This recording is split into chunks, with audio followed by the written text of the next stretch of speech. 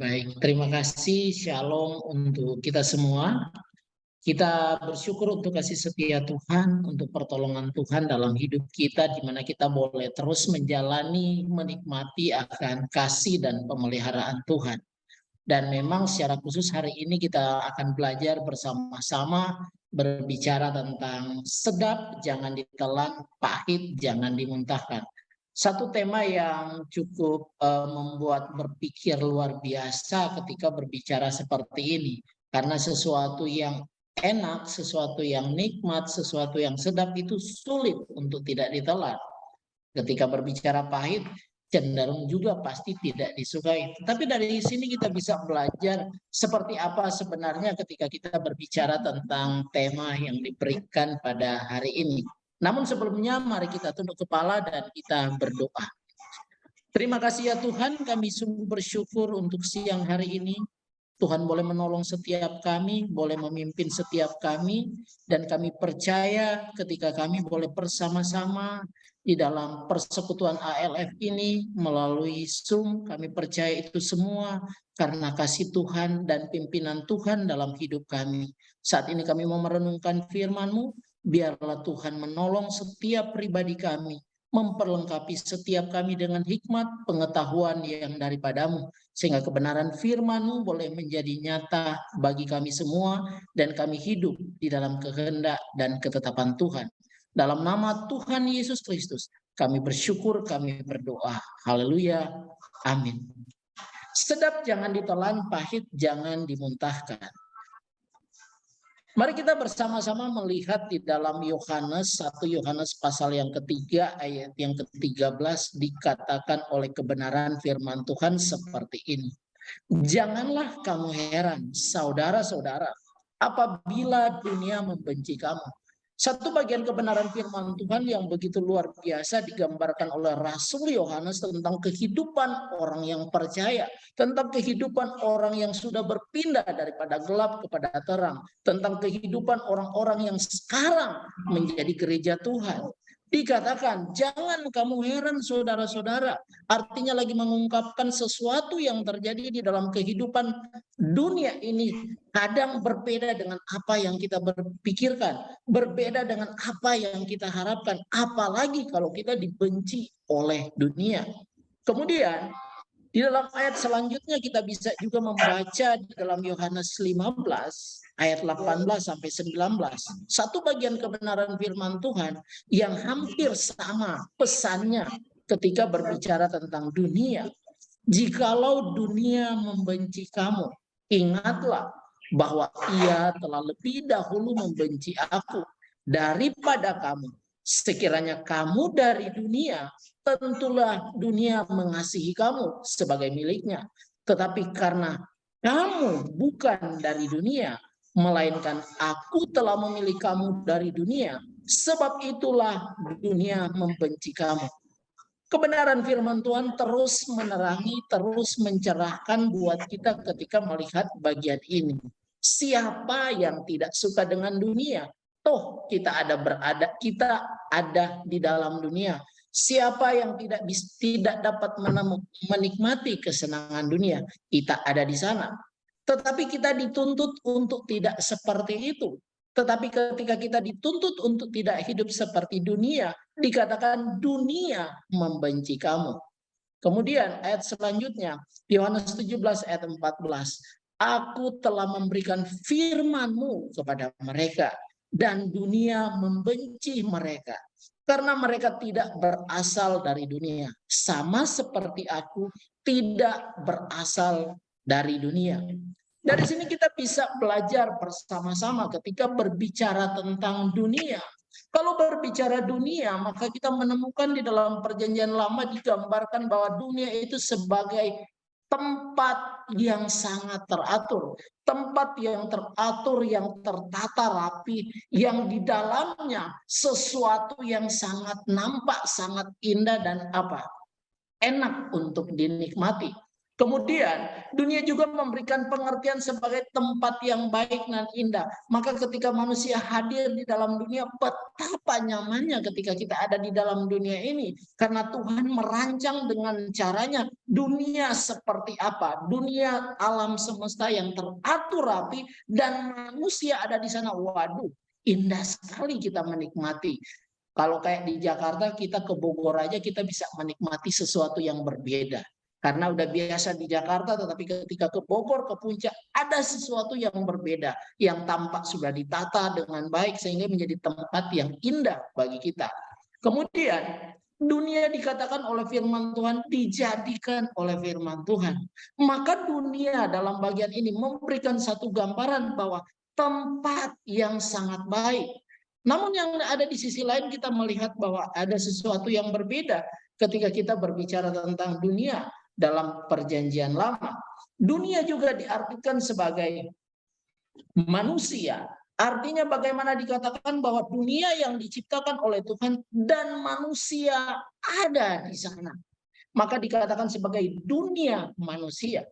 Kemudian di dalam bagian ini juga dikatakan bahwa dunia itu adalah manusia dilahirkan, di mana menjadi tempat tempat beranak cucu, tempat manusia dilahirkan, tempat yang indah.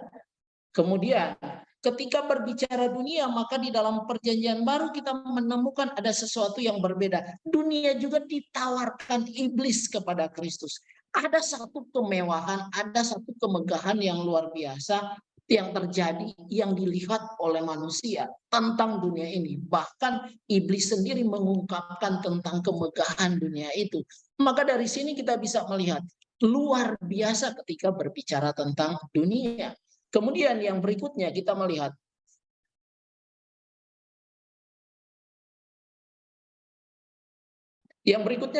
bahwa seperti apa dunia itu yang digambarkan. Dunia, laki-laki dan perempuan dilahirkan dalam darah dan daging. Ada sesuatu yang mulai berbeda yang kita bisa melihat.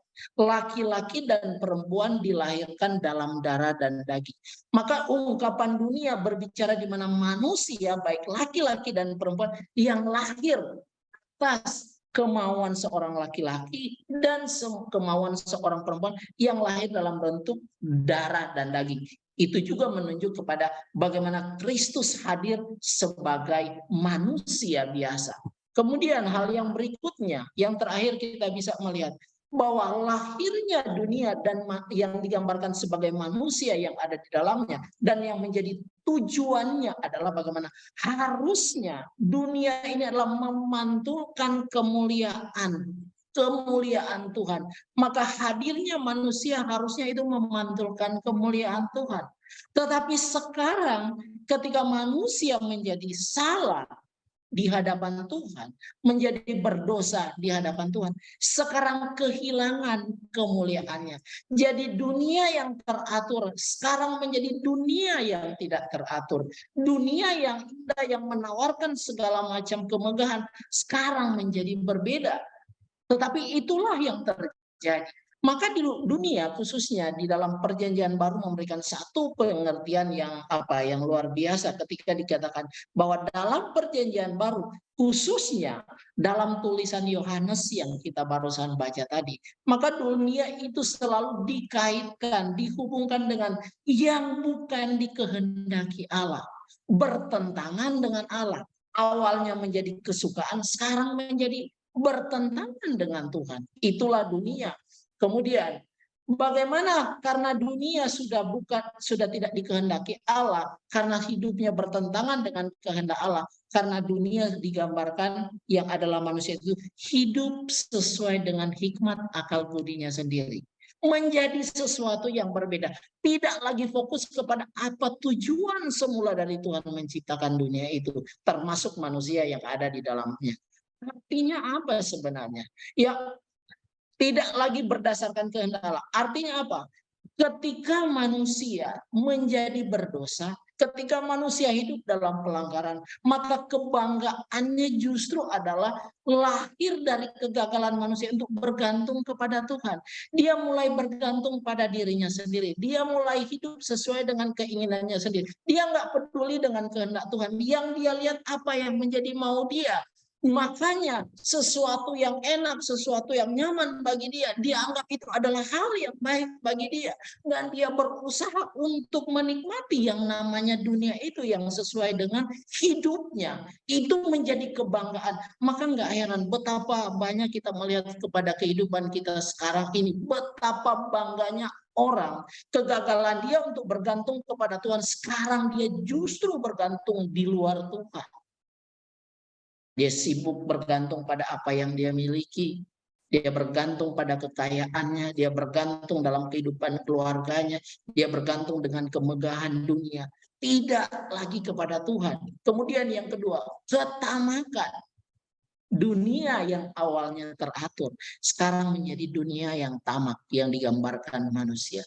Ketamakan ini lagi berbicara mengingini segala sesuatu yang menarik, sesuatu yang menyukakan, sesuatu yang menyenangkan hatiku. Apa yang aku mau, aku lakukan. Maka ketika berbicara tentang sedap, jangan ditelan. Ini lagi memberikan satu gambaran yang luar biasa. Jangan kamu heran saudara-saudara, apabila dunia membenci kamu. Dunia jangan ditelan.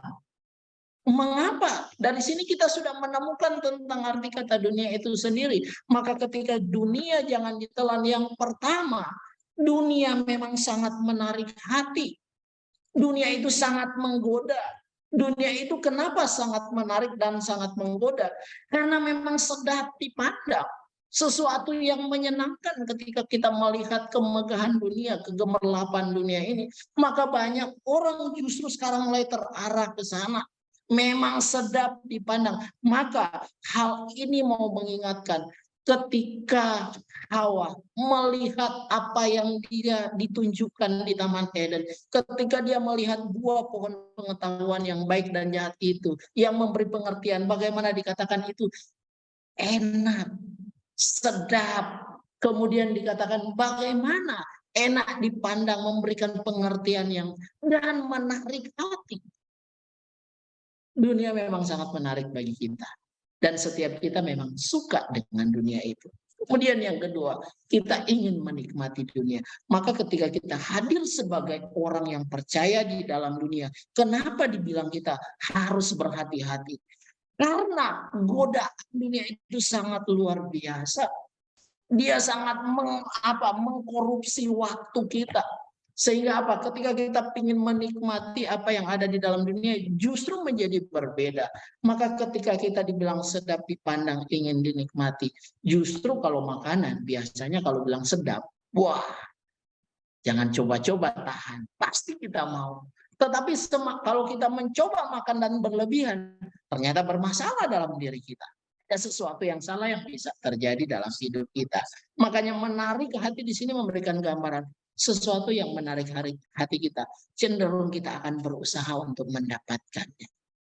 Cenderung kita akan berusaha dengan segala cara kita supaya kita mendapat. Kenapa? Karena kita ingin menikmatinya. Kita ingin mendapatkannya. Dan dari situ justru kita belajar bahwa tawaran dunia justru harus menjadi perhatian penting dalam hidup kita. Kemudian yang kedua, ketika berbicara tentang dunia, maka dunia itu memberi kepuasan. Dunia itu memberi kepuasan tersendiri bagi kita. Hati ini merasa puas kalau dipuji. Hati ini begitu senang kalau kita mendapatkan pujian dari orang lain. Maka ketika orang memberikan pujian buat kita, justru disinilah kita harus letak, kita harus berhati-hati. Memang kita enak mendengarnya pujian itu. Tapi kalau kita nggak berhati-hati, pujian bisa membawa kita untuk malah jatuh di sana. Pujian bisa membawa kita untuk apa? Untuk menjadi sombong, untuk menjadi angkuh. Pujian bisa membuat kita menjadi tamak dengan hidup kita. Karena apa? Karena itu memberikan kepuasan tersendiri. Hati ini puas kalau dipuji. Maka ketika kita berada di dalam ibadah, di dalam gereja, pertanyaan di mana letak kepuasan kita ketika kita hadir dalam sebuah ibadah. Sebagai ibu-ibu yang baik, sebagai ibu rumah tangga, di mana letak kepuasan seorang ibu ketika dia hadir di dalam keluarga? Di mana letak kepuasan seorang ibu ketika dia bersama dengan anak-anaknya? Memberi kepuasan bukan berarti segala sesuatu itu untuk menyenangkan hati kita, bukan. Tetapi hati ini puas kalau kita dipuji, justru menjadi langkah perhatian kita menjalani kehidupan ini. Karena hati ini senang dan kalau kita merasa kita lebih hebat daripada orang lain. Hati kita ini senang kalau kita lebih hebat dari orang lain. Makanya ketika kita mendapatkan pujian, itu pasti sangat menyenangkan dan kita sangat puas. Tetapi pernahkah kita mendapatkan pujian dari kebenaran firman Tuhan itu sendiri? Ketika Tuhan memuji seorang perwira yang memiliki iman yang tidak ada pada orang Israel itu sendiri. Justru di sanalah letak kepuasan. Tetapi dunia selalu melihat sesuatu yang berbeda. Maka ketika Salomo dengan kepuasannya yang ada, dengan segala sesuatu yang ada di dalam dunia yang dia miliki, jangankan wanita yang dia miliki, harta bendanya yang dia miliki, makanya dikatakan kepuasan dia justru akhirnya membuat dia jauh daripada Tuhan.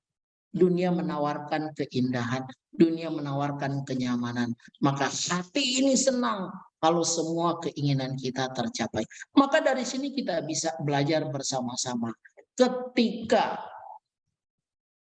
iblis dengan egoisnya, ketika dia berbicara dengan Tuhan Yesus sendiri, bagaimana dia menawarkan apa yang ada di dalam dunia.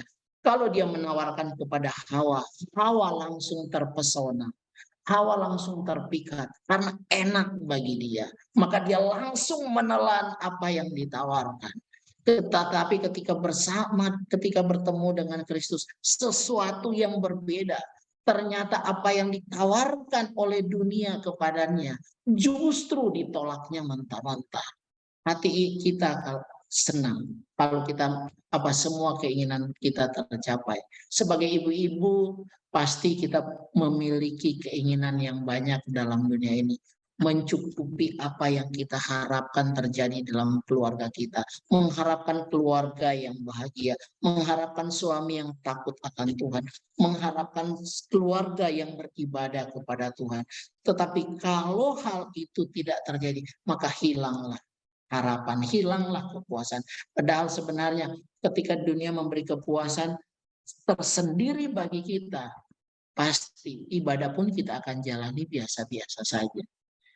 Apa yang menjadi kepuasan kita beribadah? Kepuasan kita beribadah bukan karena kita bertemu satu dengan yang lain, tapi kepuasan kita beribadah adalah ketika kita bertemu secara pribadi di dalam kebenaran, bertemu secara pribadi di dalam Tuhan. Maka mengapa banyak orang hadir dalam ibadah, banyak orang dalam keluarga nggak pernah puas. Banyak orang ke gereja tapi tidak pernah menikmati persekutuan yang baik dengan Tuhan. Karena apa? Karena bagi dia kepuasan dunia jauh lebih nyaman yang dia bisa nikmati secara langsung. Dan itu juga memberikan dampak di dalam kehidupan keluarga Kristen. Karena apa? Karena itulah yang terjadi. Kita lebih mudah untuk menelan apa yang ditawarkan oleh dunia. Tetapi kita tidak berani untuk tidak berkata tidak kepada tawaran yang menyenangkan itu. Yang membuat hati kita senang, membuat hati kita bangga, dan membuat hati kita berbunga-bunga. Itu yang terjadi dalam kehidupan kita. Kemudian yang berikutnya, dunia menjadi berhala bagi manusia. Makanya jangan sekali-sekali kita menelan dunia ini. Dengan kata lain, yang pertama, kita menjadi tidak butuh Tuhan. Coba kita melihat situasi kehidupan saat ini. Bagaimana dunia ini menjadi berhala. Karena sedikit-sedikit yang dia harapkan, bahwa bagaimana dia melihat apa yang dia inginkan, apa yang dia mau. Sehingga orang ketika mau datang kepada Tuhan tuh nggak punya kesungguhan hati lagi. Karena bagi dia sudah cukup kok dengan apa yang saya punya, dengan apa yang saya miliki. Saya nggak butuh Tuhan, saya bisa kemana-mana. Saya nggak butuh Tuhan, saya bisa melakukan banyak hal. Saya nggak butuh Tuhan karena saya bisa hidup sendiri. Maka sebagai seorang ibu rumah tangga yang baik, hati-hati ketika kita berjalan di dalam kecukupan yang Tuhan taruh dalam hidup kita. Karena ketika kita cukup, kadang-kadang kita lupa siapa yang mencukupkan kita dalam hidup kita. Ketika kita memiliki suami yang baik, memiliki istri yang baik, anak yang baik, ingat, kita harus berhati-hati di sana. Kenapa? Jangan sampai kita lebih melihat kepada semua yang baik itu dan kita lupa bahwa Tuhan yang sedang merenda setiap kehidupan keluarga kita. Baik suami, baik istri maupun anak-anak. Jangan sampai kita nggak butuh Tuhan. Jangan sampai Tuhan malah kita abaikan. Persis kepada kehidupan murid-murid Tuhan Yesus. Ketika mereka justru di dalam kesesakan baru mereka cari Tuhan itu. Selama ini ada bersama dengan mereka, tetapi mereka seakan-akan menaruh di samping, nggak peduli dengan Tuhan. Persis seperti orang Israel ketika berhadapan dengan musuh yang berat, berhadapan dengan tantangan yang berat, mereka justru di situ baru membutuhkan Tuhan. Tetapi ketika ada tantangan sedikit, ketika ada orang Mesir yang sedang mengejar mereka, ketika ada dikatakan di pinggir laut berau, mereka justru mereka menggerutu, mereka marah kepada Musa. Mereka nggak berani menelan yang namanya pil pahit itu. Kenapa? Karena mereka terlebih selalu melihat kepada kekuatan kemampuan mereka. Orang Mesir begitu bangga dengan kereta dan kudanya. Dan bagi orang Mesir itulah kekuatan mereka untuk mengejar dan berperang melawan orang Israel. Tapi kita lihat apa yang terjadi. Yang mereka andalkan, yang mereka harapkan luluh lantah di hadapan Tuhan. Menjadi tidak berarti apa-apa. Maka ketika orang Israel menjadikan tabut perjanjian Allah sebagai yang adalah lambang kehadiran Allah, maka semua tertuju pada situ, kepada tabut perjanjian Allah, dan mereka sendiri tidak menjadi takut akan Tuhan. Maka mereka berpikir dengan ada tabut perjanjian Allah mereka akan berkemenangan. Tapi apa yang terjadi? Justru ribuan orang Israel dibunuh langsung oleh Tuhan. Karena mereka tidak lagi percaya sungguh kepada Tuhan. Maka dari sini kita bisa melihat banyak hal yang terjadi ketika kita menjadi tidak butuh Tuhan. Jadi buat ibu-ibu, buat kita semua, hati-hati ketika kenyamanan hidup menghampiri kita. Jangan sampai Tuhan kita pinggirkan. Kenyamanan hidup kadang begitu mudah untuk kita menelannya. Tetapi ketika Tuhan bilang, jangan lakukan, kita bilang, nggak apa-apa kok, hanya dosa kecil. Kompromi sedikit nggak apa-apa. Hati-hati. Yang berikutnya, ketika semua tertuju pada diri, maka yang terjadi apa? Yang terjadi adalah hidup kita menjadi rusak di hadapan Tuhan. Ketika semua tertuju pada diri, kita berusaha mengembangkan apa yang kita punya. Kita berusaha melakukan apa yang istilahnya membuat kita senang dan bangga. Tetapi semua itu adalah untuk kemuliaan diri. Maka hati-hati. Satu bagian kebenaran firman Tuhan Lukas pasal yang ke-10 menjadi menarik. Ketika murid-murid itu 70 murid itu diutus. Kemudian ketika mereka pergi menyampaikan berita Injil. Dan ketika mereka kembali kepada Yesus, mereka menceritakan dengan sukacita. Karena apa? Karena pelayanan mereka berhasil. Mereka bisa mengusir roh jahat demi nama Tuhan. Maka ketika berhadapan dengan gurunya, mereka bilang, guru, kami sangat bersukacita karena roh-roh tunduk pada kuasa-Mu. Tetapi ketika mereka menyampaikan apa yang mereka sedang mereka rasakan pada waktu itu, justru Tuhan Yesus bilang, hei, kamu harus ingat, Aku yang sudah memberikan kuasa kepadamu. Maka keberhasilanmu itu tidak menjadi hitungan yang Tuhan mau, tetapi bagaimana ketika kamu melakukan itu karena aku, bukan karena kamu. Itu yang pertama. Yang kedua, ketika mereka begitu bangga menceritakan apa pelayanan mereka, apa yang Yesus bilang? Kamu jangan bersukacita karena itu, tapi bersukacitalah kalau namamu tertulis dalam kitab kehidupan. Harusnya ingin mendapatkan pujian karena kami sudah melayani dengan baik dan pelayanan kami berhasil. Siapa sih nggak suka, siapa sih nggak senang, siapa nggak bangga. Secara manusia kita senang loh. Kita melayani bersama dalam kehidupan keluarga, kita melayani bersama, kita bergereja dan tampak kita benar-benar berhasil. Siapa yang nggak senang? Tapi Tuhan bilang bukan itu yang kamu harus bangga, yang kamu harus bersukacita kalau namamu tertulis dalam kitab suci. Mau memberikan gambaran apa? Kalau kita baik, kalau kita bekerja dengan baik, jadi ibu rumah tangga yang baik, kita melayani dengan baik, itu sudah seharusnya. Nggak perlu kita bangga dengan hal itu. Memang itu sudah seharusnya kita lakukan. Yang menjadi kebanggaan kita berjalan bersama dengan Tuhan. Karena kita tertulis dalam kitab kehidupan. Maka jangan kita menelan dunia ini. Karena dunia ini membawa kita semakin lama semakin jauh daripada Tuhan. Karena apa? Memuaskan hati, memberi kepuasan, dan menjadi berhala dalam hidup kita.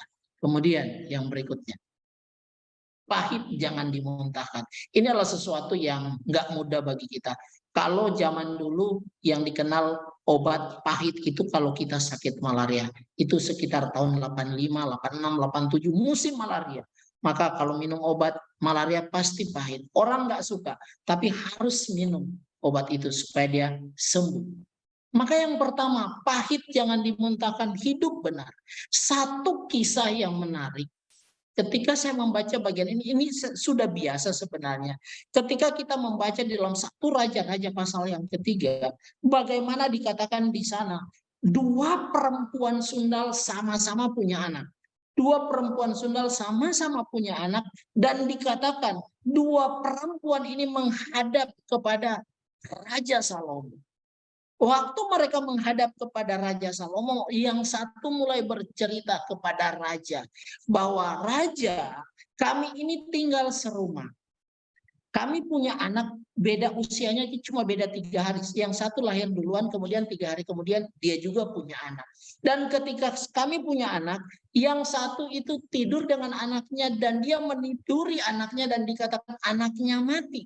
Di tengah malam dia datang tukar dengan anak yang masih hidup di ibu yang satu. Dan ketika dia mengatakan seperti itu, dia mengatakan itu anakku. Yang satu juga mengatakan anakku. Mana yang benar?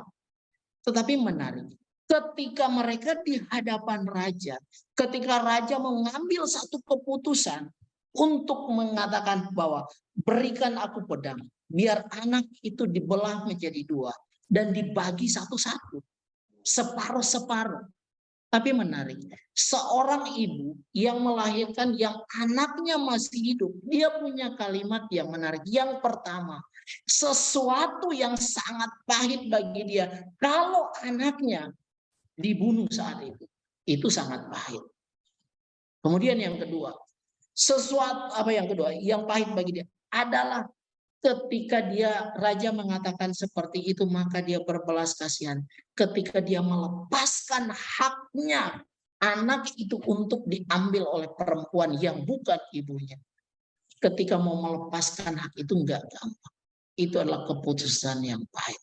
Tetapi dia mengatakan, bahkan dia bilang, raja, jangan bunuh anak itu.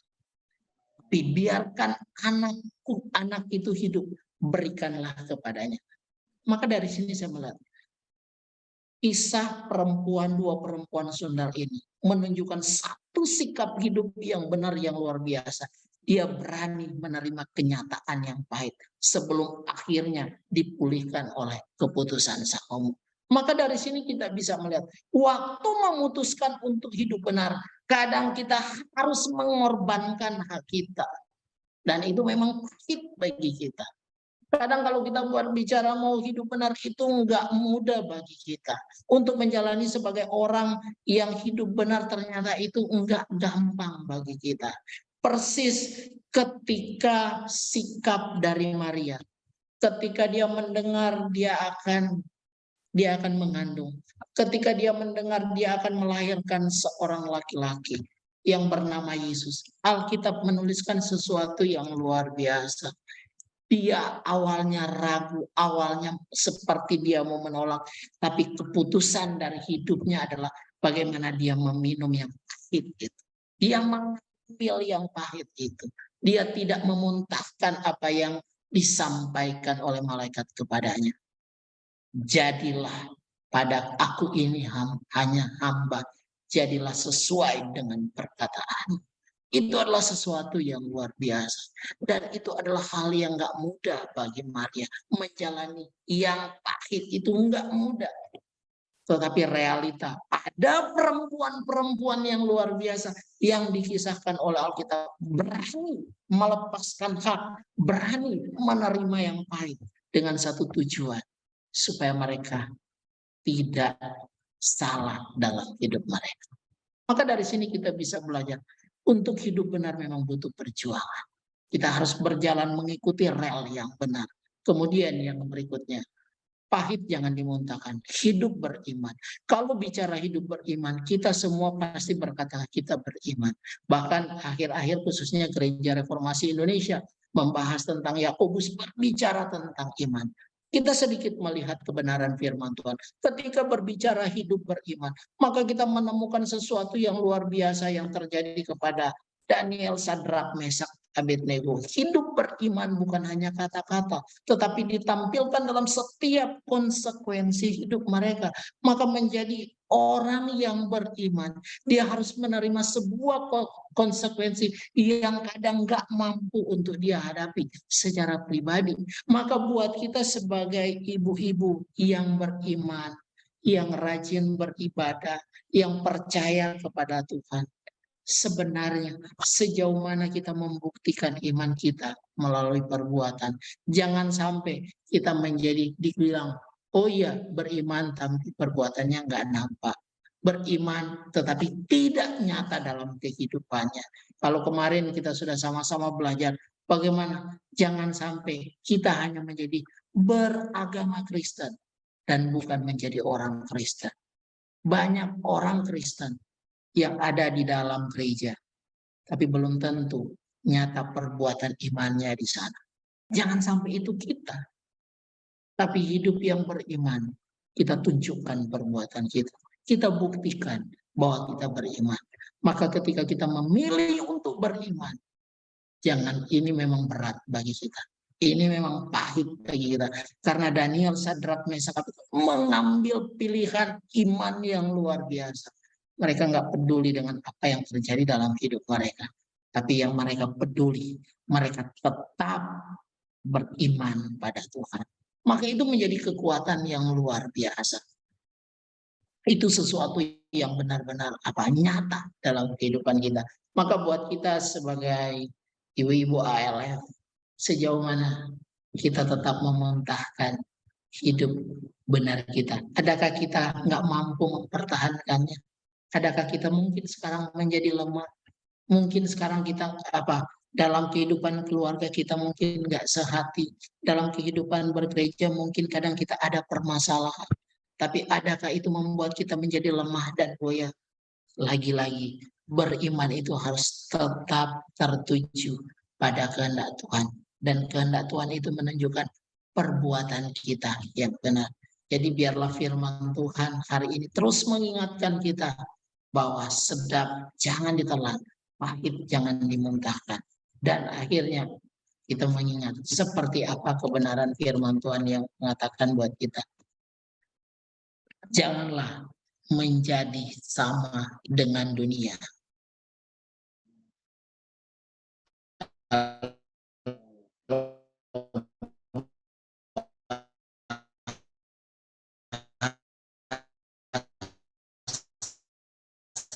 Sederhananya tadi, jangan pembaruan akal budi. pembalimu. Inilah yang pahit bagi kita. Karena ini akan berjalan setiap hari untuk terus memperbaharui. Kemarin kalau saya benci sama orang, tapi sekarang saya harus mengasihi dia. Karena membenci sesama manusia, dikatakan oleh Yohanes, kita menjadi pembunuh sesama kita. Pertanyaannya, adakah kebencian di hati kita terhadap orang lain? Kalau itu masih ada, maka kita belum siap disebut sebagai anak-anak Allah yang hidup dalam terang. Berubahlah oleh pembaruan menjadi apa? Pertandingan hidup kita setiap hari. Ketika orang menyakiti kita, ketika orang melukai kita, bagaimana cara pandang kita terhadap mereka? Memang kita sakit, memang kita nggak mampu, kita nggak sanggup. Tapi aku ini orang percaya kepada Tuhan. Nggak mungkin aku membalasnya. Yang terjadi adalah kita yang berubah. Memahami kebenaran, kita berubah dalam tindakan pada orang-orang yang mungkin menyakiti kita. Maka di situ kita akan semakin dapat membedakan mana yang menjadi kehendak Allah. Apa yang baik, yang berkenan pada Allah dan yang sempurna. Maka perjuangan kita tidak untuk menjadi sama dengan dunia. Tetapi perjuangan kita adalah bagaimana kita hidup dalam pembaruan sehingga kita tahu mana kehendak Allah dan kita mau melakukan apa yang berkenan pada Tuhan. Kemudian satu hal lagi, tetapi jika aku harus hidup di dunia ini, itu berarti aku bekerja memberi buah. Artinya selama kita dalam dunia yang tidak teratur ini, dalam dunia yang jahat ini, firman Tuhan mengatakan kita harus bekerja, kita harus memberi buah. Artinya jangan sampai kita menjadi orang percaya justru jadi batu sandungan buat orang lain. Tetapi bagaimana kita sebagai ibu-ibu yang percaya kepada Tuhan, maka sekalipun kita harus menelan pil pahit dalam hidup kita demi sebuah kebenaran, mari kita bersama-sama menjadi ibu-ibu yang menjadi berkat bagi banyak orang, keluarga kita, bahkan dalam gereja. Dan terakhir, selamat menjadi wanita yang cinta kebenaran, sekalipun dibenci dunia. Tuhan menolong kita, Tuhan memberkati kita. Amin untuk kebenaran firman Tuhan. Mari kita tunduk kepala dan kita berdoa. Terpujilah Engkau Tuhan, Allah yang kami sembah dalam hidup kami. Engkau Allah yang berkuasa, yang selalu memimpin setiap anak-anak-Mu. Tidak mudah bagi kami menjalani kehidupan di dalam dunia ini. Dunia yang begitu ganas, dunia yang begitu mudah mempengaruhi manusia, dunia yang dengan kemegahannya sangat mempesona kehidupan banyak orang, dan kami ada di sana ya Tuhan. Untuk itu ya Tuhan, biar kami menjadi pribadi-pribadi yang tidak goyah. Kami tetap memandang kepada Tuhan, kami tetap terikat kepada kebenaran, sekalipun kadang menyakiti kami, sekalipun kadang membuat kami tak mampu menghadapinya. Tapi kami sungguh percaya tangan Tuhan yang merenda setiap pribadi kami. Tangan Tuhan yang terus memproses kami. Sehingga kami tahu mana yang harus kami pilih dalam kehidupan kami. Kami tahu setiap konsekuensi dari setiap pilihan hidup kami.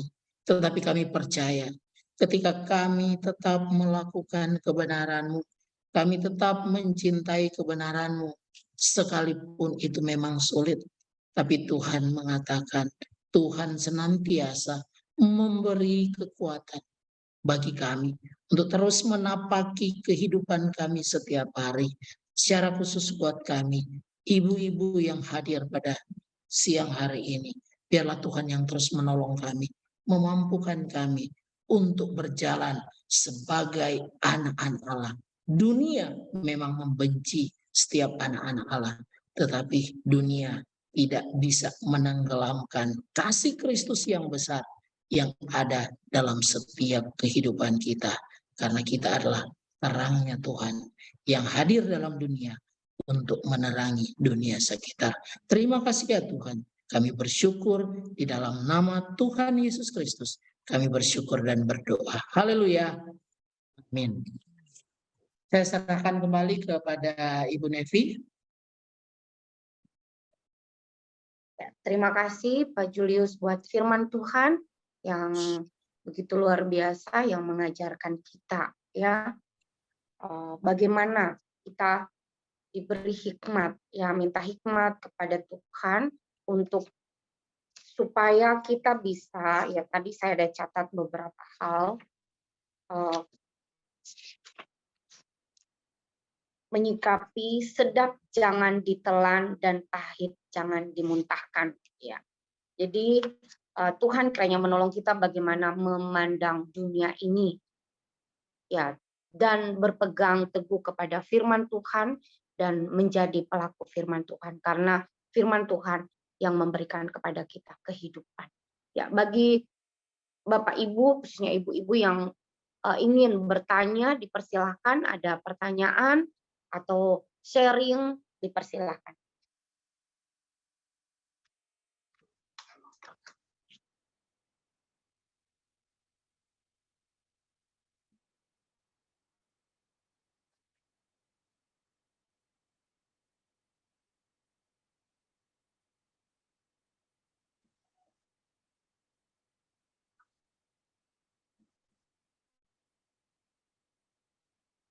Jadi saat teduh lagi kita ya. Oh, masih belum ada ya. Sayang aja ya Pak Julius. Silakan Bu Saya tadi Nevi. ketika Pak Julius menjelaskan firman Tuhan ini ya, membuat kita penasaran. Jadi saya jadi teringat dengan kisah Esau. Ya, dia sangat tertarik dengan apa ya, sup kacang merah. Terus berbarteran sup kacang merah dengan hak kesulungan. Ya, kadang-kadang apa yang di depan mata itu kita nggak mikir ya, langsung kita ambil gitu ya, seperti Esau langsung ya udah nggak apa-apa lah, ambil aja hak kesulunganku. Tapi setelah itu dia menderitanya luar biasa. Ya jadi di sini saya belajar, wah luar seperti tadi juga contoh yang pahit, jangan dimuntahkan seperti Sadrak Mesak ya, mereka itu ya Abednego berhadapan dengan kematian. Dan juga bagaimana Daud ya, saya juga sangat suka bagaimana Daud juga berkata, jika aku tertindas itu baikku supaya aku berpegang pada perintah. Bagaimana juga Abraham ya, bukan Abraham, Ayub ya, di ini istrinya, ayo kutuki Tuhan Allahmu, semua habis gitu ya. Tapi dia bilang, Tuhan ya apakah kamu hanya mau terima yang baik saja dari Tuhan? Ya, Tuhan yang memberi, Tuhan yang mengambil. Terpujilah nama Tuhan. Jadi pahitnya itu dia terima gitu hidup. Jadi dari firman Tuhan ini betapa dunia ini menawarkan semua yang enak, dan kadang-kadang kita sulit untuk bisa memilah gitu ya. Dan ya menyebabkan orang langsung terima itu ya, langsung dia telan gitu ya, sesuatu yang sedap tanpa mikir panjang langsung ditelan gitu ya, seperti Esau tanpa mikir ya. Jadi menurut Pak Julius ini bagaimana menyikapi yang seperti itu, yang terkadang itu kita diperhadapkan dengan situasi-situasi seperti itu. Kita ibu rumah tangga ini kan biasanya juga sedap-sedap yang dipandang, yang Hawa juga jatuh gara-gara pandangan, pergi ke mall nggak perlu itu kita beli, akhirnya menghabiskan uang ya, yang nggak perlu, nggak penting-penting gitu ya. Mohon Pak Julius bisa membantu kita para ibu-ibu. Oke. Sharing sih Pak. Iya ya, memang kalau sesuatu yang indah dipandang itu udah pasti menarik hati. Tetapi memang menjadi satu latihan bagi kita ya. Sesuatu yang menarik itu belum tentu itu sesuatu yang baik bagi kita. Sesuatu yang menarik itu belum tentu sesuatu yang akhirnya memberikan dampak yang lebih luar biasa bagi kita. Karena cenderung kadang hanya sesaat aja. Contoh, waduh bagus banget ya tas ini, bagus banget bajunya. Kita dibeli sekali aja dipakai udah digantung, nggak dipakai-pakai. Karena udah ada lagi yang lebih menarik nanti yang kita lihat lagi besoknya kan. Pasti ada yang lebih menarik. Dan itu menjadi apa? Hal yang biasa bagi kita saat ini. Maka yang paling penting adalah yang kita harus ingat bahwa ketika melihat sesuatu, kita harus ingat apa sebenarnya dampaknya bagi kita. Apakah itu membuat kita semakin lebih baik atau justru hanya sekedar gaya-gayaan. hanya sekedar mau pengen tampil beda. Nah, itu yang harus kita ingat ketika sesuatu yang baik yang menggoda buat kita, apakah kita harus memilikinya atau melakukannya. Jadi tidak selalu yang baik itu menjadi berkat buat kita, menurut pandangan kita. Demikian Bu Nevi. Iya, terima kasih Pak Julius. Ya, jadi biarlah kita ditolong Tuhan yang melalui firman Tuhan ini. Ya, tidak mudah dalam menjalani, khususnya juga untuk ya yang pahit, jangan dimuntahkan yang pahit. Ya, saya belajar khususnya hari ini, mungkin saya bisa sharingkan sedikit bagaimana kondisi orang tua mama kami ya. Saat ini mama jatuh dari tempat tidur. Saya belajar tentang kehidupan di kala tua. Jadi mama sudah tidak bisa bergerak, tidak bisa bangun sendiri, ya tidak bisa jalan, dan dia merasa sedih gitu. Oh, dia ngerepotin macam-macam pikirannya. Tapi di situ kami sebagai anak-anak bagaimana supaya mama bisa menerima keadaan ya. Karena firman Tuhan udah katakan 70 tahun ke atas itu udah penderitaan. Bagaimana bisa menerima yang pahit ini? Artinya tubuh yang lemah ini harus diterima gitu. Nah, bagaimana supaya yang pahit ini diterima tetapi dia tetap bersyukur. Ya, jadi tetap membawa mama kepada Tuhan begitu. Jadi tetap berterima kasih kepada Tuhan. Jadi ya memang usia akan bertambah dan kondisi tubuh kita tidak akan banyak lagi bekerja. Di kala usia 70 tahun ada Mami Oma Tin sini ya, Oma Choi yang nggak mudah, tapi yang bisa dilakukan adalah berdoa dan memuji Tuhan. Ya, jadi firman Tuhan ini kiranya meneguhkan kita semua bahwa ketika kita mengikat diri dengan Tuhan, maka walaupun tubuh kita lemah, tetapi iman kita semakin dikuatkan oleh Tuhan.